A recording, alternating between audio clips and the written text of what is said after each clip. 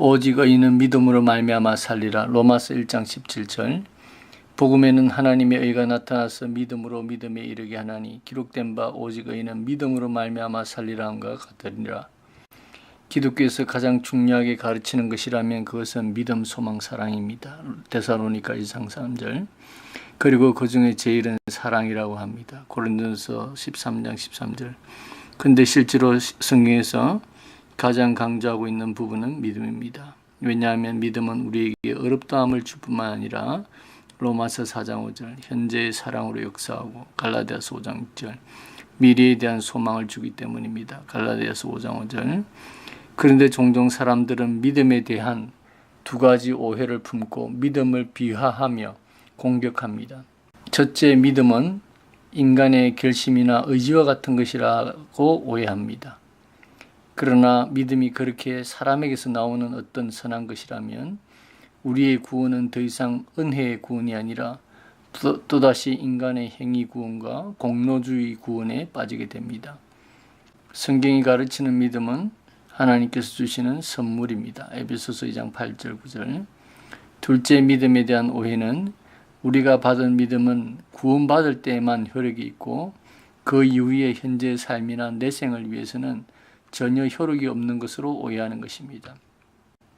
사도 바울은 믿음으로 의롭게 된다는 복음을 전함으로 율법 폐기론자 혹은 사람들을 방종으로 이끄는 자라고 공격을 받았습니다. 이에 사도 바울은 하박국 2장 4절을 인용하며 믿음으로 의롭게 된 사람은 믿음으로 또한 의로운 삶을 살아가게 된다는 것을 강조했습니다. 로마서 1장 17절, 갈라디아서 3장 11절 12절, 히브리서 10장 38절. 그가 가르치는 믿음은 결코 어렵게 되는 그 순간에만 효력이 있고 그 다음에는 죽어버리는 그런 믿음이 아닙니다. 야고보 사도가 행함이 없는 믿음은 그 자체가 죽은 것이라고 하신 말씀은 야고보서 2장 27절 26절 믿음만 가지고는 안 되고 행함이 있어야 된다는 의미가 아니라 하나님께서 우리에게 주신 참된 믿음은 행함으로 당연히 역사되고 열매 맺게 된다는 말씀입니다. 베드로 사도는 믿음으로 우리의 마음이 깨끗하게 된다고 했고 사도행전 15장 9절.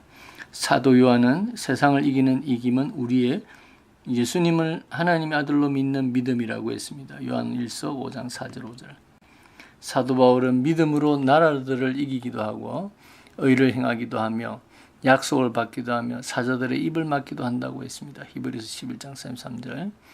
우리가 선물로 받은 믿음은 나약하지 않습니다. 그 믿음은 우리를 성화시키고 영화의 자리까지 나가게 합니다.